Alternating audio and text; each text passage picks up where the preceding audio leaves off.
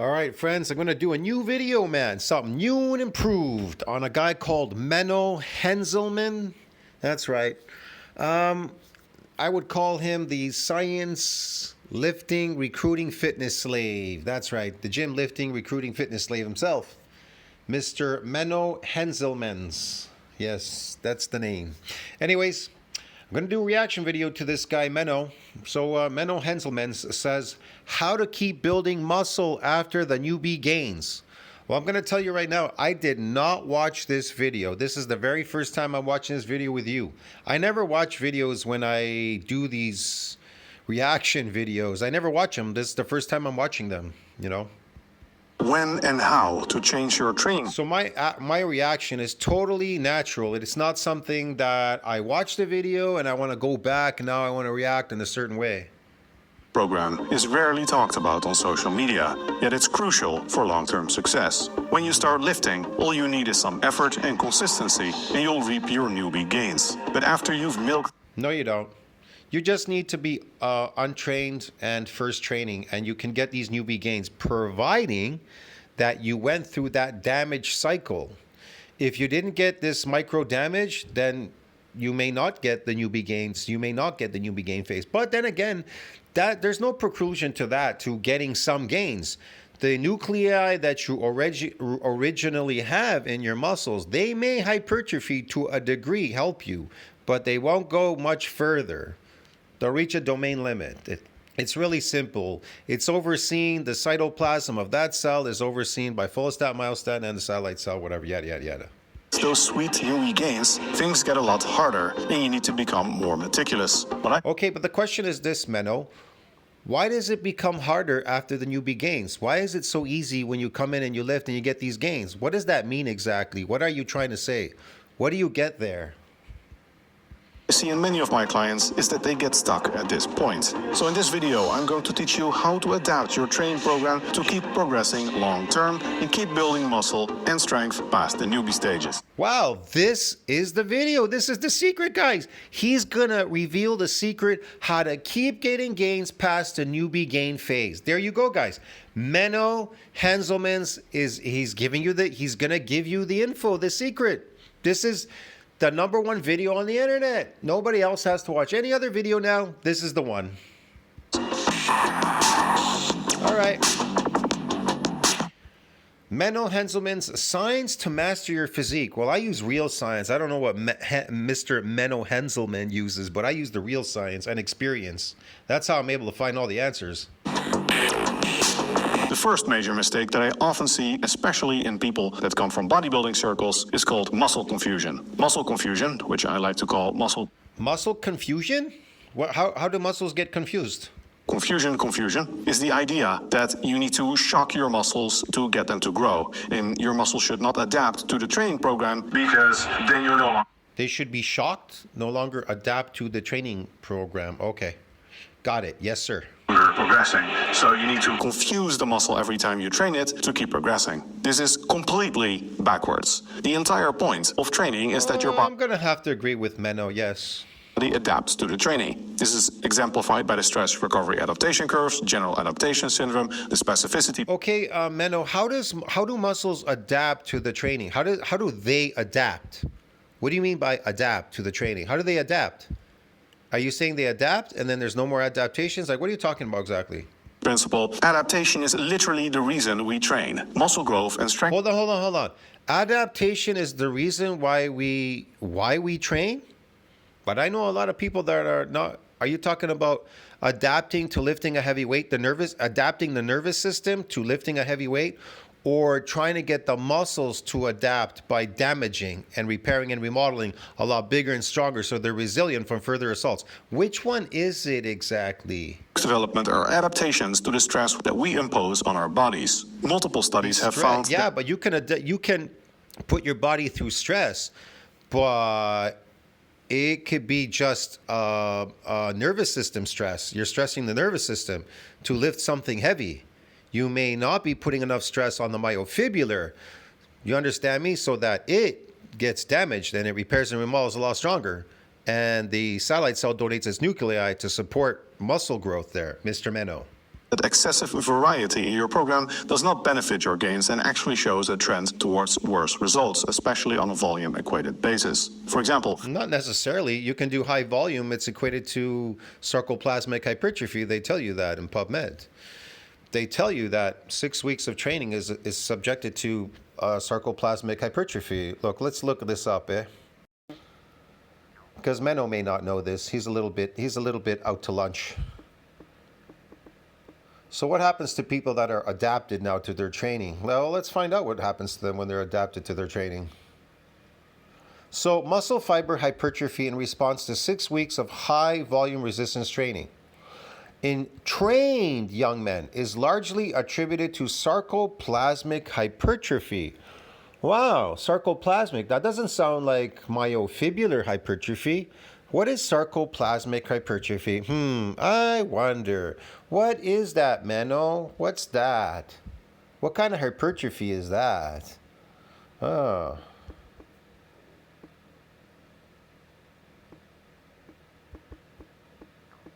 Let's find out.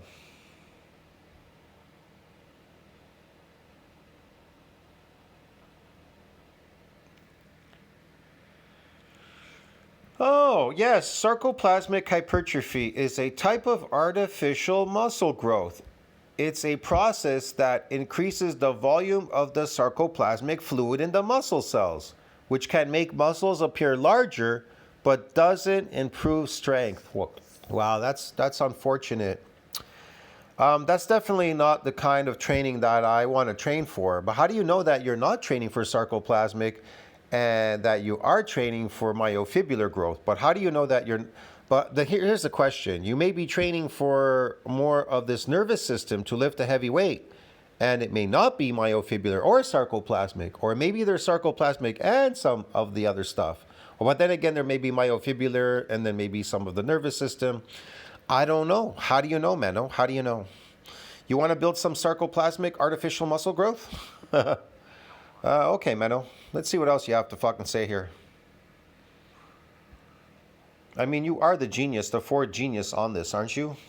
Sorry about that. Results, especially on a volume equated basis. For example, Ramat et al. Found that in a group of strength trained men, they trained one of their legs just doing sets of 9 to 12 reps to failure, adding weight whenever they got above that rep range, so implementing progressive overload.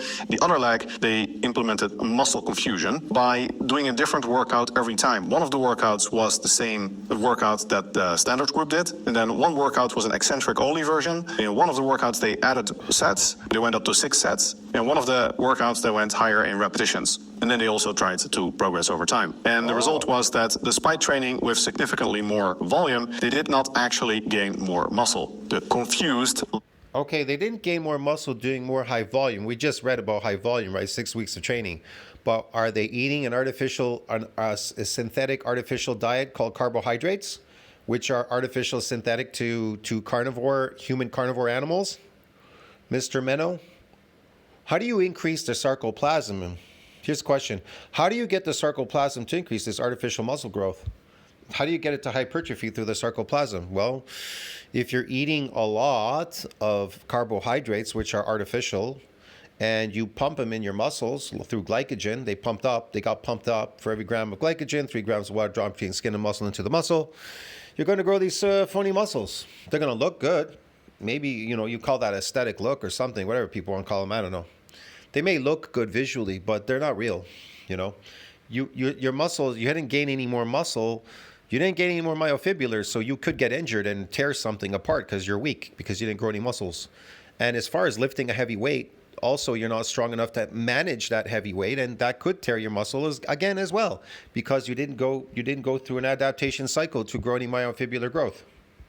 Leg didn't gain more muscle even though it was trained with more volume. And normally in studies we do see that when you... Yeah, but you never mentioned there's two types of hypertrophy, myofibular, sarcoplasmic. What type of muscle growth are you referring to? The artificial kind, Menno, or the natural kind, myofibular growth? Which one, sarcoplasmic or myofibular? at volume, because this wasn't like an overly high volume study, you gain more muscle, provided you can recover from it, but that shouldn't have been an issue. But what type of muscle do you gain there? Is it sarcoplasmic artificial muscle growth, or is it myofibrillar? You still haven't mentioned that. This study. And these results were replicated by Angleri et al. In 2022. Another study by... Yeah, I don't care what they said in their study. Even a DEXA scan cannot distinguish between sarcoplasmic and myofibrillar growth. It tells you that in PubMed and CBI. Fucking science tells you that all over the place. A DEXA scan cannot distinguish between sarcoplasmic artificial muscle growth and myofibrillar growth. Okay, dude? Basvaye et al. Found that in strength-trained men, doing the same workout with the same exercises all the time led to non-significantly, but greater results than a group doing a different exercise every workout on a volume-equated basis. So overall, it's quite clear that doing a lot of variety in your program does not benefit your gains, and there's no need to confuse your muscles. If anything, it seems to have a slightly worse results relative to the volume you put in. A mistake very closely related to muscle confusion is program hopping. Many people feel that they need a new program every 2 weeks, 4 weeks, and there's absolutely no reason for this. It doesn't have any benefit. Now, you could implement a new program just because you... But you told us you're going to tell us how to get gains forever. Why don't you get straight to the point? I don't care about these tests people are failing. You said in your video you're going to tell us how continuously get these newbie gains forever and ever and ever. When are you going to fucking get to the point, bro? Bored of the last one, but you have to realize that you're giving up some things when you change program. When you do the same exercises, the body adapts to those, and there's... Yeah, you already mentioned this in the beginning of the video. Look, man, we already went through, like, I don't know how many minutes, 3 minutes of your yapping in here, and me talking about stuff.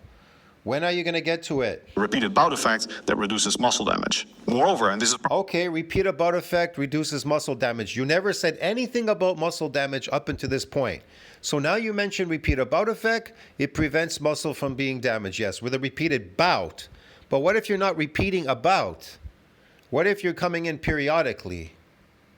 Probably the most important thing, sticking to a certain program with the same exercises allows you to implement progressive overload in the long run. And strength development. Yeah, if you're doing the same exercises and you're progressively overloading the nervous system, then the nervous system is adapting to the weights.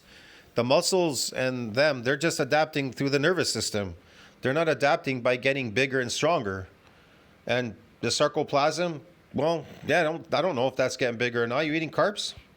In the short term is almost entirely unrelated to muscle growth. Okay. If you're gaining strength on an exercise that you've only been doing for a couple of weeks, that doesn't mean much. If I have you do especially something like split squats, for example, you're going to gain strength on that very rapidly. The reason... What about that muscle damage part you mentioned about the repeated bout effect and muscle damage? What does that have to do with muscle growth, Menno? Why don't you elaborate more on that bit?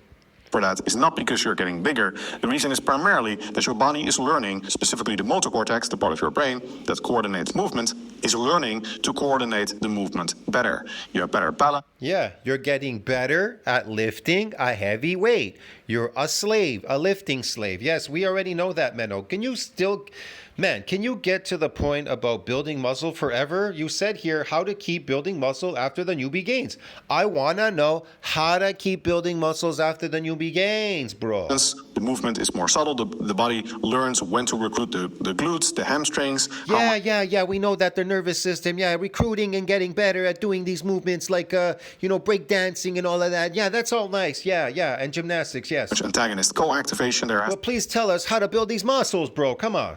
So it's learning to perform that movement pattern. Most of the strength gains you get in the early weeks of training are due to this coordination improvement, not due to... So it's coordination improvements. The most of the strength gains you gain is to coordination, getting good at being a lifting, performing slave. Yes. Okay, we got it, Menno. Yes. Muscle growth. There can be muscle growth, but you cannot measure it objectively with short-term strength gains. And why can't you do that? If you're looking for holiday gifting inspiration... Short-term strength gains. In the long term... And why can't you measure it with short-term strength gains? Why can't you measure it? Because you're adapted? Is that it? Strength and size correlate extremely strongly. I've talked many times about... Strength and so long-term. What makes long-term resistance trained individuals so strong?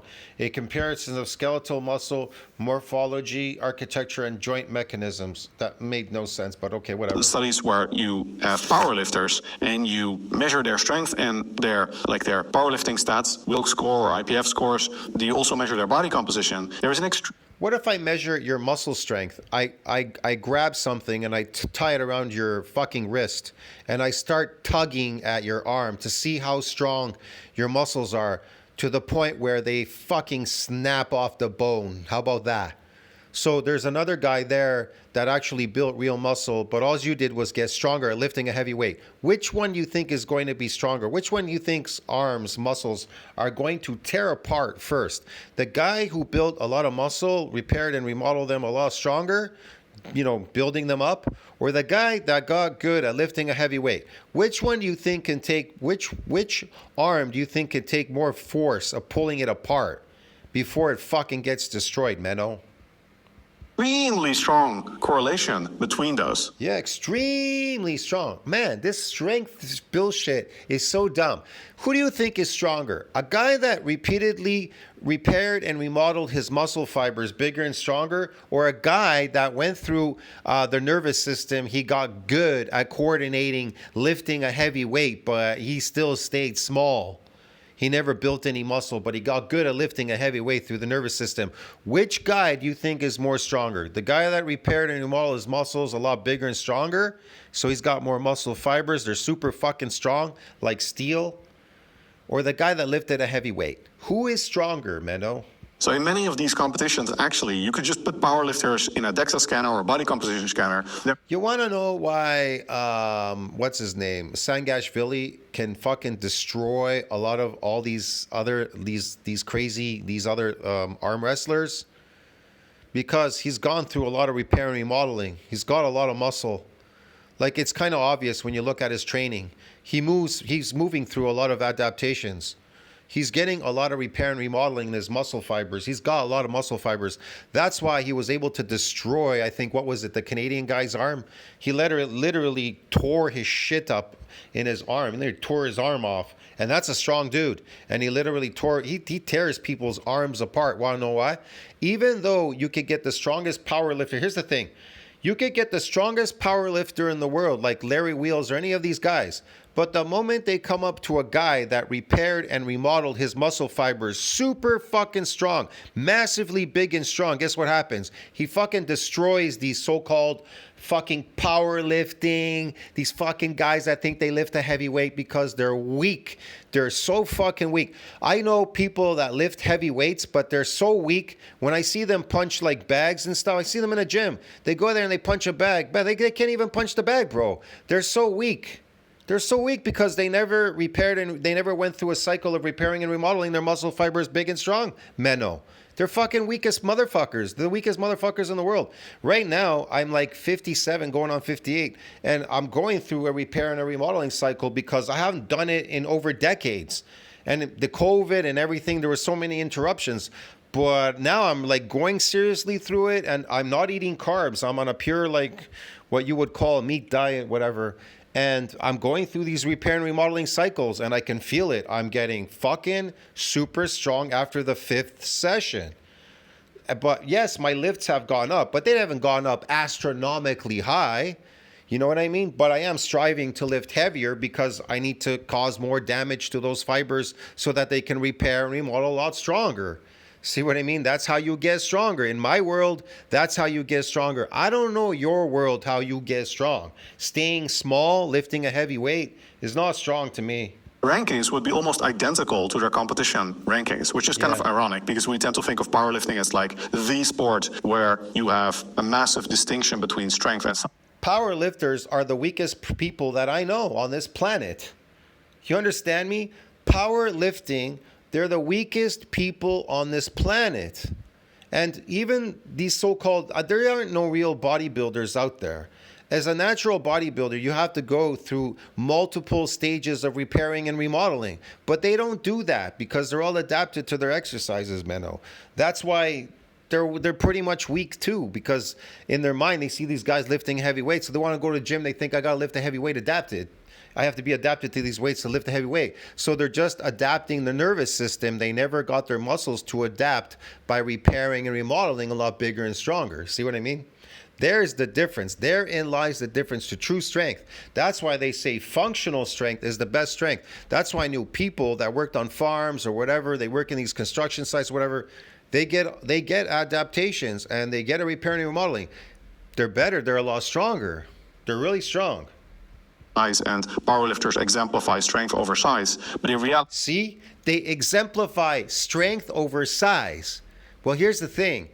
Not all size is the same, because you could get sarcoplasmic you could get the muscles to hypertrophy through sarcoplasm.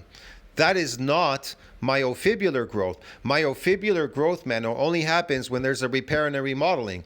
Like you just mentioned in the beginning there, you talked about the repeat about effect and muscle damage. Muscles have to be damaged so they could go through a repair and a remodeling to make them fucking strong as a motherfucker. Get it, dude? the bigger powerlifters are the better powerlifters, very consistently in research. The bigger powerlifters are the better powerlifters because they have more muscle fibers. They can recruit more motor units and whatever, the nervous system, more motor units because there's more to proliferate through. And strength correlate extremely strongly in these types of athletes. So in the long run, your strength gains are a good marker of your progression. And if you're not progressing long-term on certain exercises, if you don't have at least a certain set of what I call benchmark exercises, then you don't know if you're getting more muscular. If you don't know if you're getting more muscular, you don't know if you are progressing and therefore if you need to change your program. Because No, not necessarily.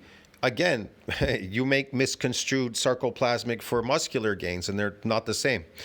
But yeah, it has to happen in an adaptation. You have to get an adaptation to get a repair and a remodeling, which is astronomically difficult. But you said in your video that you were going to tell us how to keep building muscle after the newbie gain phase. And you're not telling us that because this is the newbie gain phase. Here's the newbie gain phase, guys. I'm going to explain this to you really quick in this video. People have never seen this before. So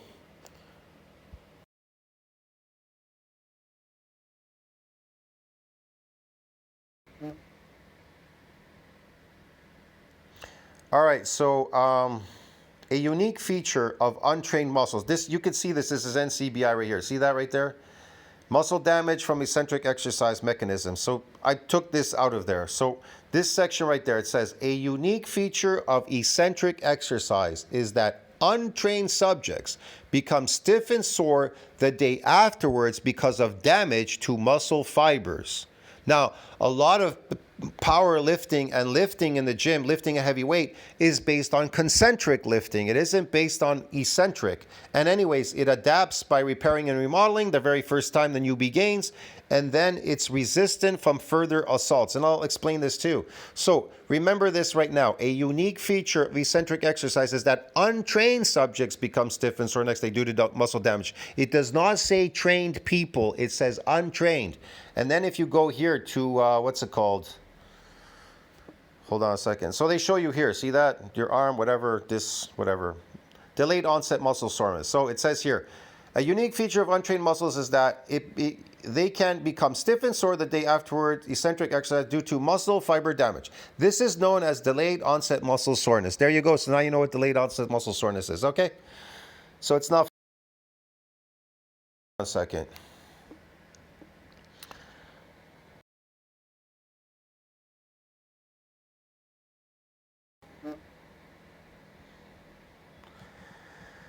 So if you go here to nuclei acquired by overload, exercise precedes hypertrophy, go down to the bottom here. There's a map down here, famous map. Right there, there's that map, okay? The famous map. So what do they tell you in this map? They say untrained. Remember, a unique feature of eccentric exercise is untrained people get damaged? Well, here you go. Untrained, first training, satellite cell fusion. And then look, hypertrophy. The muscles hypertrophied. Wow, isn't that amazing? And guess what it says here? That if you read here down at the bottom here, what does it say there? It says that in this model, nuclei are permanent. Previously untrained muscles acquire newly formed nuclei by fusion of satellite cell preceding the hypertrophy. And You're getting these nuclei. Why do you need them? Because they synthesize protein. Without them, you cannot support muscle growth without these fucking nuclei. Get it? Want to know why? Because I can prove that too. See that?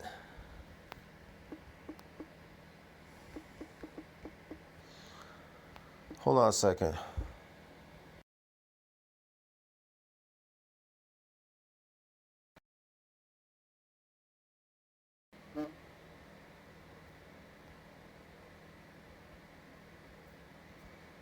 What determines myonuclear domain size limit? Well, there you go. So that, remember that map that I just showed you. So M&D size has a ceiling limit during hypertrophic process. That was the hypertrophic process when you came into the gym. Beyond, now it says beyond which extra myonuclei are donated by what? Remember satellite cell fusion? Well, it says here that it is beyond which extra myonuclei are donated by the satellite cell to do what? To support further muscle growth, bro. Get it? So what do you need to support further muscle growth? You need more of these nuclei.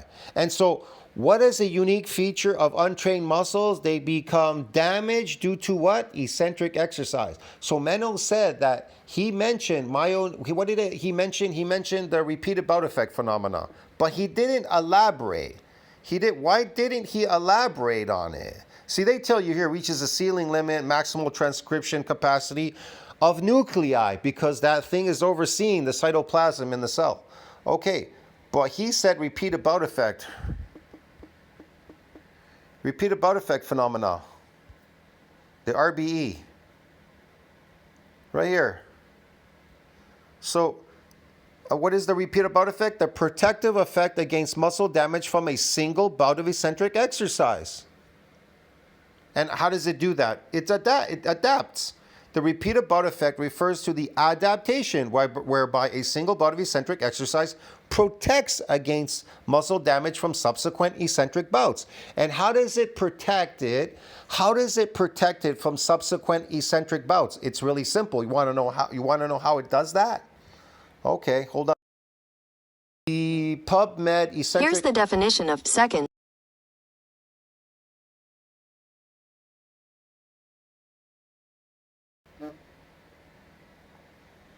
I don't know if I can find it right now. I can't remember what section it was under. Hold on a second. Could be this one. I'm not sure. Hold on. The adaptation process. I don't remember. I think it's this one. Induced muscle damage and adaptation. There it is. Okay, exercise-induced muscle damage and adaptation. Remember, the adaptation process. So, we know that unaccustomed exercise has been shown to result in temporary repairable skeletal muscle damage, which is unaccustomed means untrained. Untrained, unaccustomed, unfamiliar forms, right? They're all the same, they're un. Okay, what does it tell you here in the bottom? Way down here, it says these generated fibers along, listen to what they tell you. These, okay, well, let's go up here a bit further up higher. Several hypotheses have been presented to explain the repeated bout or rapid training effect. Stress-susceptible fibers may be eliminated, or susceptible areas within a fiber may undergo a necrosis. They do. When they get damaged, they go under necrosis, and then they regenerate what? Bigger and stronger, and a donation of these nuclei. They go through a repair and a remodeling. These generated fibers, these new generated fibers, along with adaptations in the connective tissue, may provide greater resistance to what? Further assaults. That's how it adapts. How do muscles adapt from growing any more muscle, from getting damaged and growing any more muscle? They do what? They may provide greater resistance to what? Further insult. There you go, Borowski. So, but he says he's going to get you over them, Menno. Fuck, I hate when it does this, man. I always have to go back to the beginning. But Menno says... Hey! Menno says he's going... If you need to change your program, because the best... So Menno says he's going to get you over that hump. That's what he says. He guarantees that to keep building muscle after the newbie game phase. How to keep building. He's going to tell you. reason to change your program is because it's not resulting in the desired training adaptations. And physiologically speaking, Yeah, but why isn't it? Because it has adapted, right? Right? It is adapted. that is essentially the only reason. All of your program modifications, other than for psychological reasons like variety or boredom, should be based on progression. Progression is the number one criterion for how to adapt your training program. If you are progressing well, don't fix what isn't broken. If you are not progressing, you need to update the program, because the definition of insanity is doing the same thing over and over. But how do you know you're progressing? What if you're progressing through the sarcoplasm and it's fake?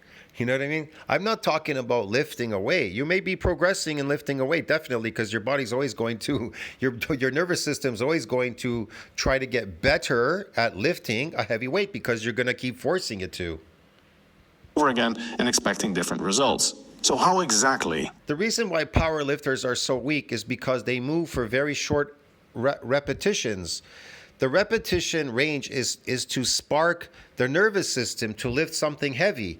But in reality, they never built any muscle. And so they never went through a repair and remodeling phase to build the muscle bigger and stronger and spark the nervous system at the same time to lift something heavy. So they didn't do 2 in 1. They just went and did one, but they left the other one out of the equation. That's why they're weak. That's why if you wanna carry over to every sport, then the best routine for building muscle is eccentric exercise.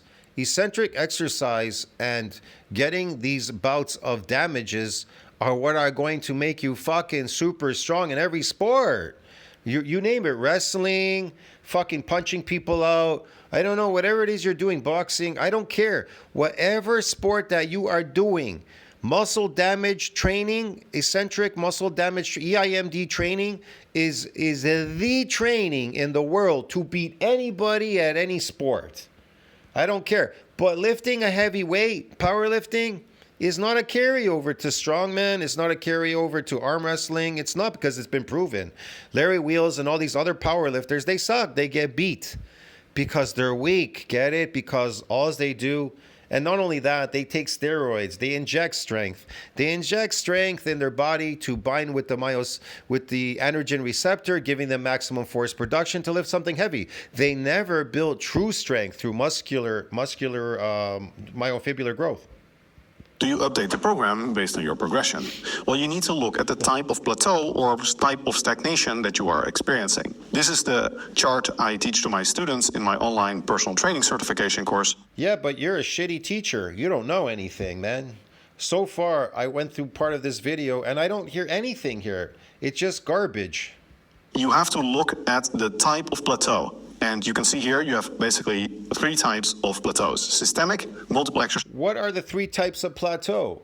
In what? Are you talking about in lifting a heavy weight, getting good at it? Well, eventually you'll plateau at that. I don't know. As far as the repair and remodeling phase in building muscle, it doesn't plateau. It's resistant from further assaults. So you need to get over those assaults. You need to assault it what? A lot more. You have to figure out how to assault that muscle so you can get it to grow bigger and stronger through a repair and a remodeling.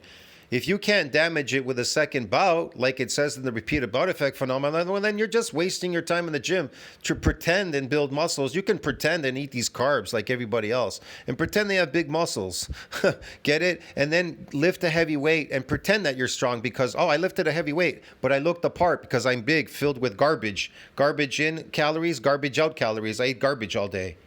Exercises for the same body part and 1 exercise. If your plateau is limited to 1 exercise, your adjustment should probably be for that 1 exercise. What many people do is they start stalling on 1 or a few exercises and they feel the need to update the entire program or just switch program. That is still program hopping. You should have targeted adjustments that deal with the lack of progression that you are experiencing and that fix that progression. So if you have 1 exercise that's not progressing, often what you can do is you can just update the progression model for that exercise. For example, you can decrease the rep target with intensification. You can implement daily undulating periodization for that exercise.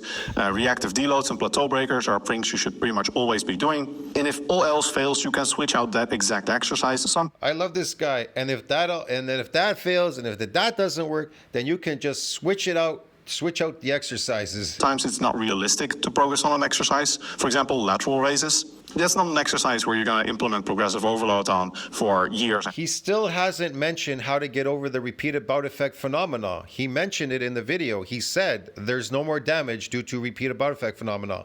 So we know if we're not getting damaged, we're not growing any more muscles. But he said in his videos how to keep building muscle after the newbie gain phase. And I showed you what the newbie gains were. What were they?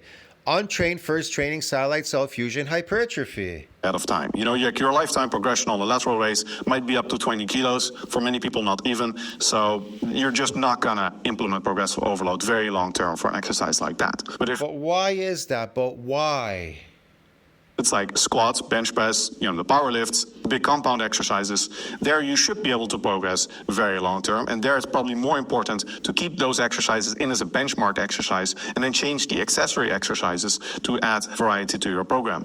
If your plateau is limited to multiple exercises but for the same body part, then you probably need to update training parameters for that body part. And this is also quite common. You see that like women, for example, they have trouble with their shoulders, and then you see that lateral raises, overhead presses, and other shoulder exercises, they all kind of start stalling at the same time. You also see this in men when they've been training biceps and chest for much longer than other body parts, and then those body parts will start stalling sooner than, say, their legs. So in this case... What? Multiple exercises, update the training parameters. I have no idea, no clue what he's talking about. You want to, in particular, look at the training. I'm still waiting for you to tell us how to build muscle after the newbie gain phase. Volume. If you have simply gotten more advanced, then you might need higher training volumes for that body part. All he told you was that after the newbie gain phase, there's a thing called repeated bout effect, and then there's no more damage. It's protected from any more damage after the newbie gain phase. So how do we get over it? It could also be that the body part that you're overtraining it. You see this with men, that they devote too much attention to the chest and the mirror muscles as opposed to the non-mirror muscles. In that case, you might have been... Look, Menno, I didn't come here to find out how to lift a fucking heavy weight, and I didn't come here to find out how to grow some sarcoplasmic phony muscles, okay? I came here to your video because you said how to keep building muscle after the newbie gain phase, and I take that as myofibrillar growth, okay? So how the fuck do we do that? It's from a reduction in training program. Can you get to the point? But usually over a long term, as you get more advanced, you should be able to handle higher training volumes instead of lower ones. Over your training career as a whole, your training volume should probably be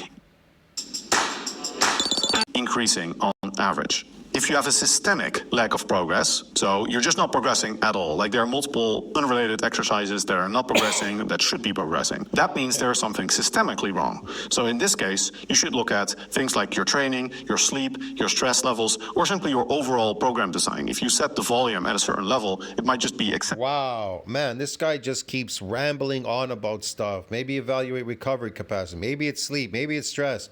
Maybe it's nutrition. Maybe it's overall your program design. Oh my God. Update body parts, training parameters, volume. Maybe it's update exercise progression model, something, or switch the exercise, or limit to one exercise, or maybe limit it to multiple exercises for the same body part, or systematic lack of progress.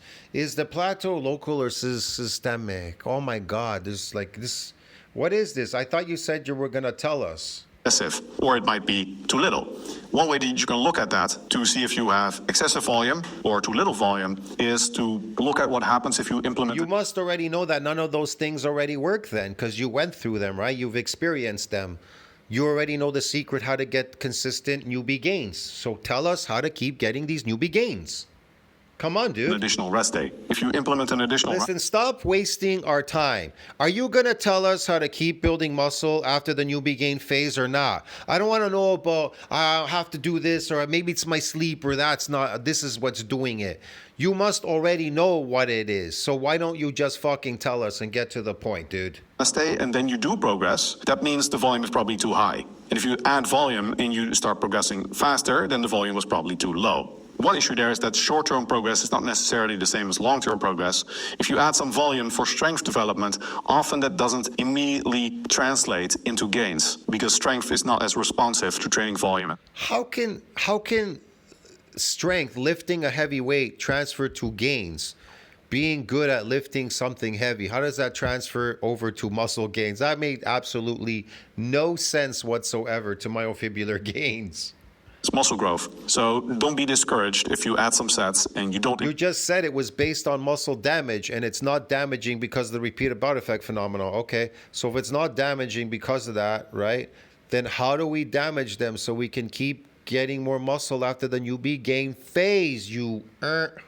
Immediately see better progression. You should be progressing in some way, but it's not like you're going to see that you're going to progress 50% faster or something. Another thing you can look at What? to see if your volume is too high or too low is your work capacity. In exercise science, we have something called the fatigue index, which is essentially just how many reps you lose across sets. And most people, when they... What does that have to do with newbie gains? What does any of this have to do with getting more muscle after newbie gains phase? Come on, you can tell us. lose a lot of reps across sets, that indicates high fatigue. So if your reps, they stay at like 12, 12, 12, 12. Like, you see, guys, this is what I'm talking about. These are the influencers on the internet.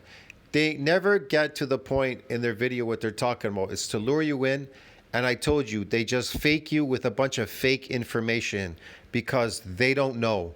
He doesn't know. He can just admit it. Why doesn't he just admit it? I don't know how to build muscles after the newbie gain phase. He could tell you that. I brought out charts to even explain what they were and how you get them and what you're getting. But he doesn't bring out anything. He comes up with excuses why. Maybe it's your sleep. Maybe it's the lack of this, your training. Maybe it's this and that. That's why you're not getting past the newbie gain phase. But he said he was going to tell you how to get over it, wasn't he? But he never did.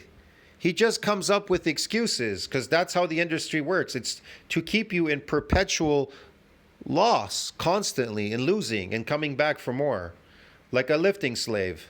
Indicates there's not a lot of fatigue. In fact, you should be questioning. Fatigue. And what does fatigue have to do with getting over what? Getting more muscle after the newbie gain phase. Does fatigue get you that? Your training efforts in this case, because you're probably not training close to failure. There should be neuromuscular fatigue and your reps should go down. Some women have extremely high work Okay, and what about that? capacity and they can train very hard and maintain their reps. Men, it's very, very unlikely that you can do 4 sets, especially So he showed some chick on steroids, okay, and then another guy here. I don't know who he is. if your rest interval is not extremely long. You can hit the exact same reps every time if your first set was as many reps as possible. So if your work capacity is very high, like your reps, you don't lose a lot of reps, that's an indication you could probably increase the training volume. If your work capacity is very bad, you Well, I think I got more stupider watching this video. If anything, I got stupid. Man, this video made me stupid. lose a lot of repetitions, your fatigue index is very high, and that's an indication you probably Okay. benefit from a lower training volume. Okay. So this is basically the general template. I'm not going to go into the specifics in this video because What was the general template again? I got lost somewhere along the way there. From, I think, what was it? Sleep, this, that, the exercise, do it, that. it would be essentially my 10-month course for how to Oh, he's going to sell you a 10-month course. I get it. So he brings you through the bullshit phase. He doesn't tell you how to get over it because he wants you to go buy his science-based course. I got it. implement a whole training program and how to adapt it over time. But I hope this gives you like a conceptual framework, what I feel a lot of people are missing. Oh, but this will give me the conceptual framework for what exactly? That you should base your program adjustments on the progress that you have. And if you are stalling, you're not progressing as you like, your rate of progress is below that of the desired rate of progress, then you should make changes to your training program that specifically deal with the lack of progress that you are seeing. This goes for both your body composition progress in your nutrition and in your training program, which is measured by strength development and your body composition changes. Oh, okay, yeah. Whatever that meant. I have no clue. Measure long-term progress. In general, it's good to stick to a certain program or at least keep certain benchmark exercises in your program over the long term. This allows you to implement progressive overload, monitor that you are progressing, and see where you are not progressing to make changes in your training program that specifically deal with the lack of progress that you're seeing. And if you keep doing Progressive overload and the lack of progress is the progressing of the progression of the lack of progression of the progressive overload of progressing and the progression of the progressive overloading. Okay. doing that, you keep that iterating that process over time, then you should see that you have a program which gradually changes over time and continuously maintains your desired rate of progress. Right, You know, I don't use any programs to build my body, anything. I just follow a systematic pattern. What I do is I repeat a particular pattern that gets me to where I want to go. You understand? To Wherever it is that I want to go in this thing, in this genre in fitness, I just repeat a certain pattern that will get me what I want. That's it. That's all I have to do. Like it said there in the beginning, I showed you, it said that what? A unique feature of eccentric exercise is that what? Is that untrained subjects become stiff and sore the next day due to muscle damage. And then in that map, untrained first training, satellite cell fusion, hypertrophy. Now you get the point. See what I mean? If you can repeat that pattern, then you can keep getting these gains. But he never told you that. He said how to keep building muscle after the newbie gains. But he never told you that. I did. Remember that. Me, Genetic Beast, told you that. And I proved it with science. But Helmsman here, Mr. Menno whatever the fuck his name is, Hellsman, fucking the guy from Hell, Henselmans. He never told you that in that video. Where? Nowhere. Hope that helps you make long-term gains. If you like this type of evidence-based... See, I hope that helps you. He ran you through a bunch of bullshit. I hope the bullshit that I spewed out helps you and you keep coming back and buy my program and you get some gains. Okay. fitness content, I'd be honored if you like and subscribe. If you No, I'm never liking and I'm never subscribing to this channel because it's garbage. like this video, you're probably a serious lifter that appreciates science, just like Yeah, if you do. If you like bullshit, then you're a serious lifter. You'd be listening to this more bullshit. Okay? me. You'll probably also like my online courses then. For fitness professionals, I have the Henselmans Personal Trainer Certification course.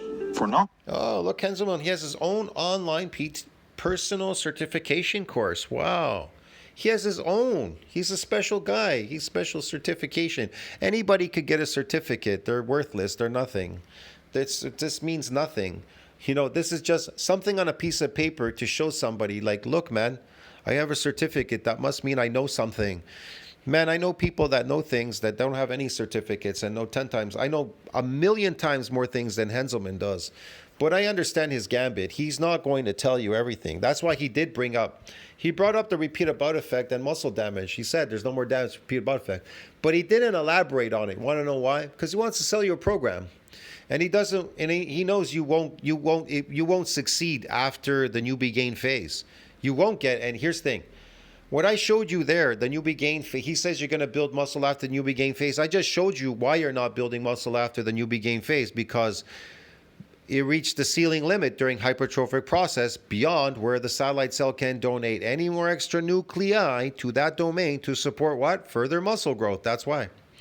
So I'll see you in the next video. I don't know what else to say there. Like, subscribe, support the channel. Share the video if you like it. If you don't share. I don't care, man. I really don't care what you do. Do whatever the fuck you want.